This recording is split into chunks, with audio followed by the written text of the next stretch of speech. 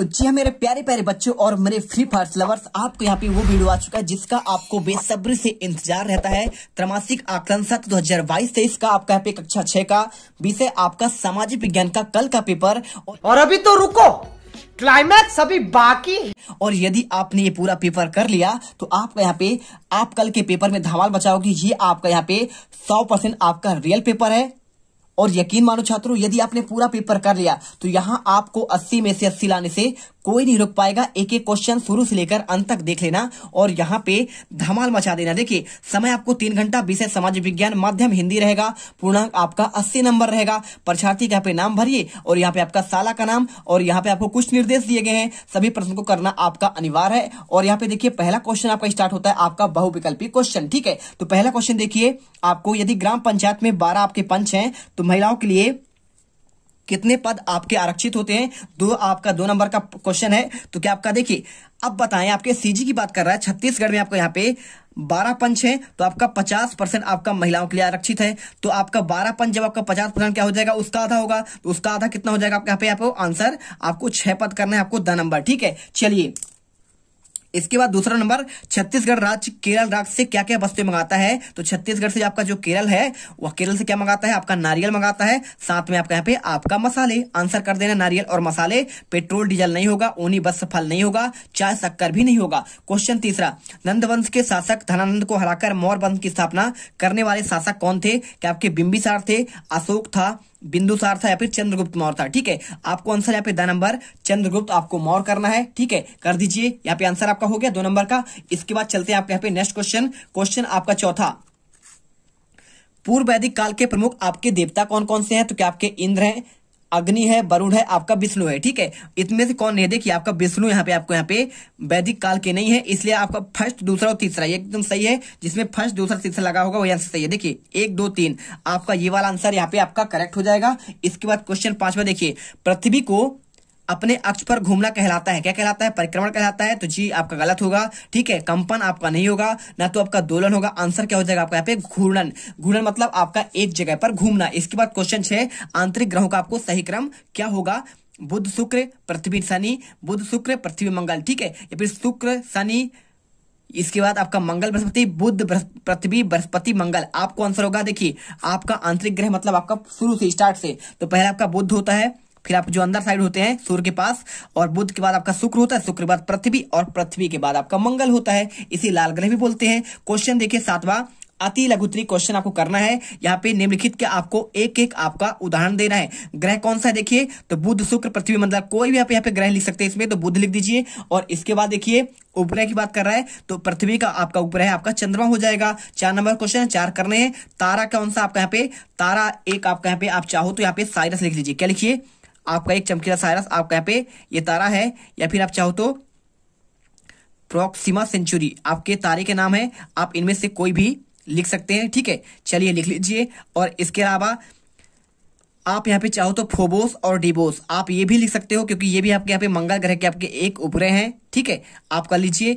और चाहो तो इसमें से आपको कोई भी आप ग्रह लिख सकते हैं, इसमें बहुत सारे ग्रह लिख सकते हैं। नक्षत्र मंडल कौन सा है, तो नक्षत्र आपका यहाँ पे एक आपका तारामंडल कौन सा हो जाएगा, आपका सिंपल सी बात आपका आकाश गंगा। ठीक है, आप यहाँ पे आकाश गंगा भी कर सकते हैं।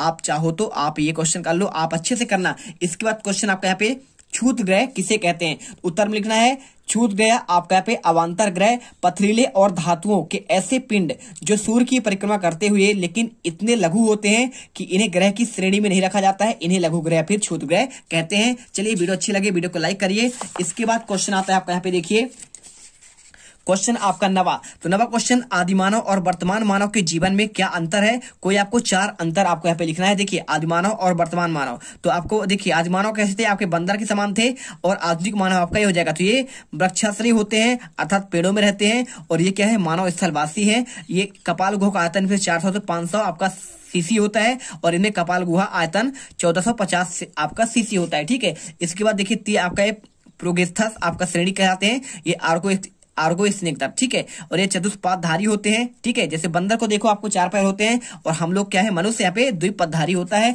इसके बाद क्वेश्चन देखिए आपको यहाँ पे, आयात और निर्यात किसे कहते हैं। आपको 2 आपको उदाहरण आपको देना है। ठीक है, तो यहाँ पे देखिए आयात, किसी तरह कोई वस्तु आपका जब बाहर दूसरे देश से खरीदी जाती है और उसे आयात कहते हैं। ठीक है, कोई खरीदना मतलब आपका आयात होगा और बेचना मतलब आपका निर्यात हो जाता है। ठीक है, किसी देश से कोई चीज खरीद कर लाना ही आयात नहीं होता। अगर हम इसे दूसरे देश किसी राज्य से कुछ मंगवाते हैं तो उसे आयात भी कहा जाता है। और इसके अलावा जैसे देखिए यहाँ पे आपको समझना पड़ेगा, कैसे समझेंगे आप, जैसे भारत में यहाँ पे देख लो आंसर पूरा आप लिख लीजिए और इसके बाद यहाँ पे आपका निर्यात दिया गया है। देखिए आयात के बिल्कुल आपका यहाँ पे निर्यात क्या होता है, आयात की बिल्कुल उल्टी प्रक्रिया। इसमें अगर कोई वस्तु भारत से किसी अन्य देश में भेजते हैं तो उसको निर्यात कहते हैं और निर्यात को इंपोर्ट भी कहते हैं, आपका एक्सपोर्ट कहलाता है। ठीक है, और ये आपका इंपोर्ट कहलाता है। और जब कोई देश बाहर से कोई वस्तु खरीदता है तो यहाँ भी भेजी जाने वाली वस्तुओं को आपका निर्यात कहा जाता है। इसे आंसर कर लेना। इसके बाद क्वेश्चन आपका आता है 11वां क्वेश्चन। वीडियो अच्छी लगे वीडियो को दिल से आपको यहाँ पे लाइक करना है और लाइक करने के बाद चैनल को आपको सब्सक्राइब कर लेना, क्योंकि आपके लिए काफी मेहनत करते हैं। देखिए क्वेश्चन आपका यहाँ पे 11वां, आपके आसपास कार्य करने वाले किन्हीं दो आपको महिला स्व सहायता समूह के नाम आपको लिखना है।